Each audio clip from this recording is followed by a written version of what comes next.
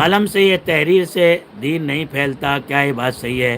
مولانا سعد صاحب کاندھلوی، تو پھر میرے سے گالی کھانا چاہتا ہے؟ کون ہے سعد کاندھلوی مردود؟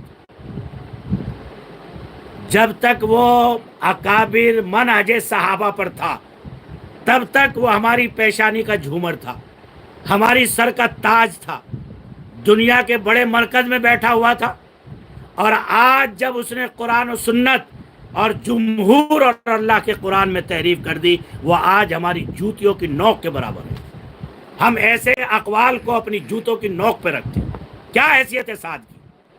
کیوں نام لیا تم نے سعد کا؟ مردود کہیں گے، بے شرم۔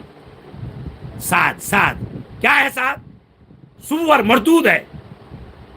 میں نے اپنے اکابر سے آنکھوں سے روتے ہوئے دیکھا اس نالائق کے لیے۔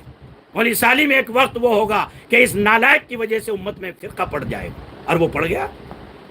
جو اکابر کہتے تھے میں ہی وہ واحد شخص ہوں جس نے سب سے پہلے سعد کے خلاف ویڈیو بنائی، اب سے 7 سال پہلے دارالعلوم نے 4 مہینے کے بعد فتویٰ دیا، سب سے پہلی ویڈیو ہندوستان میں میری آئی۔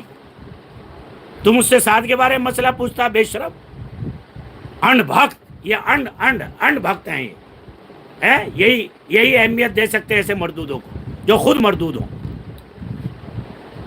سعد کیا ہے؟ سعد ارے کوئی عالم اپنی ذات کے اعتبار سے محترم نہیں ہے، وہ علم کی وجہ سے محترم ہے، کتاب و سنت کی وجہ سے محترم ہے، سنت و شریعت کی صحیح راہ بتانے کی وجہ سے محترم ہے۔ نالائق ہے سعد، کتاب و سنت سے نہیں پھیلتا، اور اس کی امی سے پھیلتا ہے کیا؟ حرام خور، یہ دنیا کی ساری لاکھوں کروڑوں اربوں کتابیں ہیں، ان سے دین نہیں پھیلا۔ اور جو تو تقریر کرتا ہے، جو لمبی لمبی پھینکتا ہے، وہ بھی تو کتابوں سے دیکھ کے ہی پھینکتا ہے۔ حضرت جی مولانا یوسف رحمۃ اللہ علیہ کی تحریر کردہ جو تقریریں تیرے پاس ہیں، انہی تقریروں سے تو امریکہ اور افریقہ جا رہا ہے، وہ بھی تو لکھی ہوئی ہے، یا اپنے گھر سے لایا تھا بنا کے؟ کتاب و سنت سے، قلم سے نہیں پھیلتا۔ وہ جاہلو، سوچ، کوئی بات نکالنے سے پہلے، گمراہ ہونے سے پہلے سوچ لیا کرو کہ ہم ضلالت اور گمراہی کی کس وادی میں جا گریں گے۔ ایک یہ ہوا، ایک وہ مردود سلمان ندوی ہو گیا۔ ان پر قدغن لگائیے، ورنہ یہ ایسی جماعت تیار کر لیں گے کہ امت کو ان کا مقابلہ کرنا مشکل ہو جائے گا۔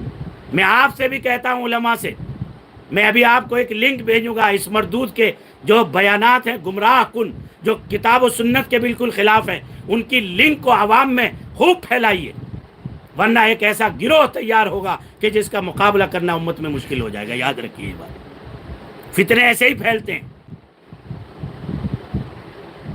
میرے اب تک کی زندگی میں کئی جماعتیں ایسی ہیں کہ جن کی ابتدا بہت اچھی تھی، کتاب و سنت کے مطابق تھی، لیکن ایک زر پرست، شہوت پرست آیا اور اس نے پوری جماعت کا ستیہ ناش کر دیا۔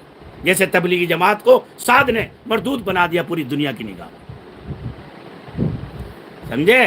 اس لیے بہت سوچ سمجھ کے سعد واد، یہ ایسے علمان سلمان، ان کے بارے میں اگر سبق میں میسج کر دیا تو اچھا نہیں ہوگا، دھیان رکھنا۔ چلو بس، غصہ دلا دیا تم نے، بے شرم۔